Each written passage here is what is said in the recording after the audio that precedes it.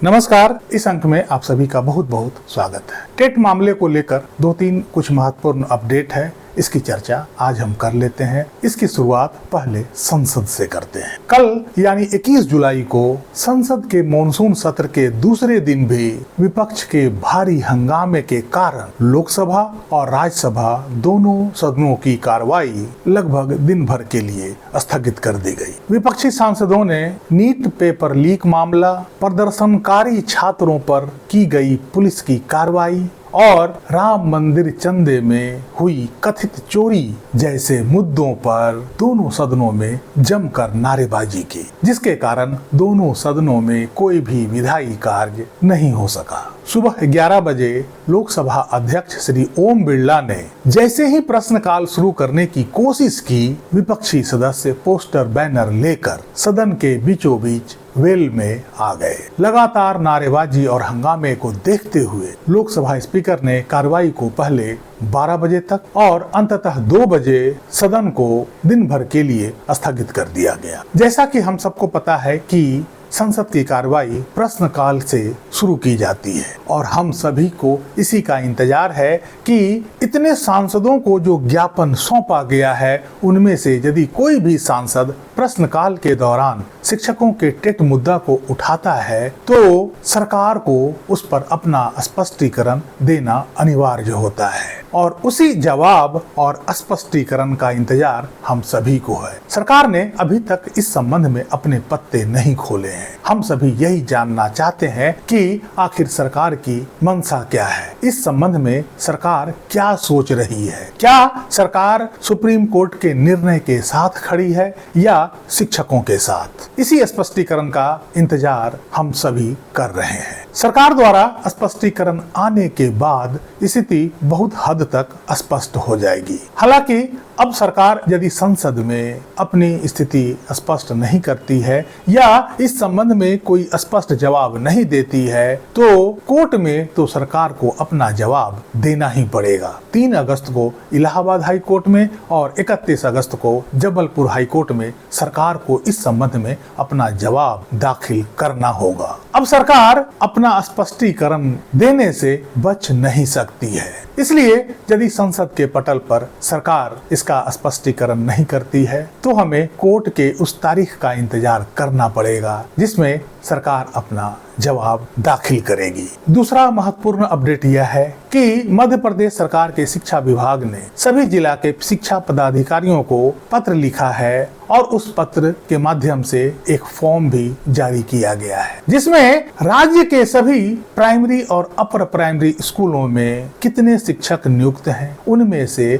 कितने शिक्षक TET pass हैं और कितने शिक्षक टेट पास नहीं है, इसका डेटा मांगा है। यदि उस फॉर्म को आप देखेंगे, जैसा कि मैं अपने स्क्रीन पर दिखा रहा हूं, कि इस फॉर्म के कॉलम में स्पष्ट रूप से लिखा हुआ है कि टेट एग्जाम उत्तीर्ण हाँ या नहीं। 2011 से पूर्व परीक्षा पास को टेट उत्तीर्ण ना माने। अभी तक मध्य प्रदेश के बहुत सारे शिक्षकों में जिन्होंने 2010 से पहले व्यापम परीक्षा पास करके शिक्षक के रूप में नियुक्त हुए थे, उन्हें बड़ा कंफ्यूजन था। उन्हें ऐसा लग रहा था कि उनको टेट पास करने की आवश्यकता नहीं है क्योंकि वो पहले टेट पास कर चुके हैं। उन सभी शिक्षकों का भ्रम अब टूट गया है। उन्हें अब पता लग गया है कि उन्हें भी टेट पास करना अनिवार्य होगा। हालांकि मैंने पहले अपने कई वीडियो में इस संबंध में जानकारी दी थी, लेकिन वे शिक्षक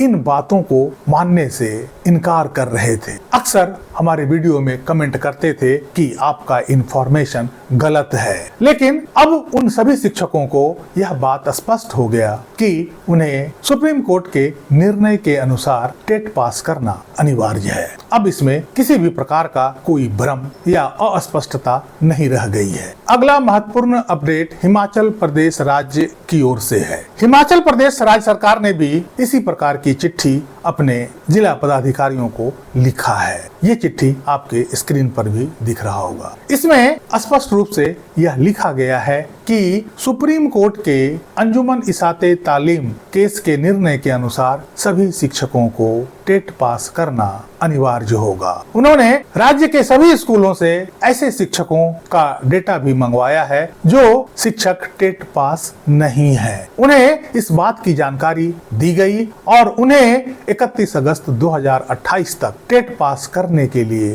कहा गया है। इस पत्र में यह भी लिखा गया है कि इस बात को वाइडली पब्लिसाइज किया जाए ताकि सभी शिक्षक इससे अवगत हो जाएं और वे समय से पहले टेट क्वालिफाई कर लें, नहीं तो उनकी सेवा 31 अगस्त 2028 को समाप्त हो जाएगी। अगला अपडेट उत्तर प्रदेश राज्य से है, जहां सरकार ने अब मान लिया है कि राज्य में सभी सेवारत शिक्षकों के लिए विभागीय टेट का आयोजन करवाएगी। अर्थात अब विशेष टीईटी परीक्षा का आयोजन सभी सेवारत शिक्षकों के लिए कराया जाएगा। जो शिक्षक अभी तक टेट पास नहीं किए हैं उनके लिए यह एक विशेष अवसर होगा और प्रत्येक साल 2 बार इस तरह के परीक्षा का आयोजन किया जाएगा। न्यूज़पेपर का कटिंग आपके स्क्रीन पर साफ दिख रहा होगा। उत्तर प्रदेश सरकार के साथ साथ अन्य राज्यों के सरकार भी सभी सेवारत शिक्षकों के लिए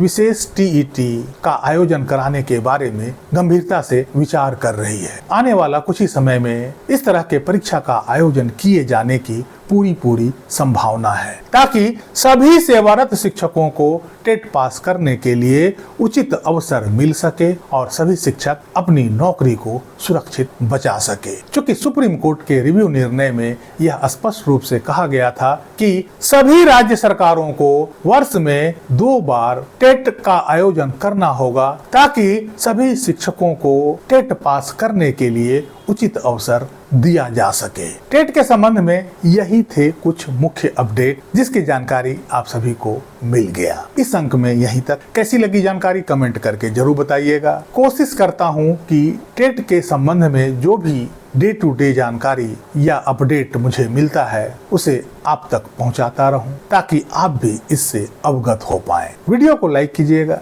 चैनल को सब्सक्राइब कीजिएगा। मिलते हैं अगले अंक में, तब तक के लिए जय हिंद, वंदे मातरम।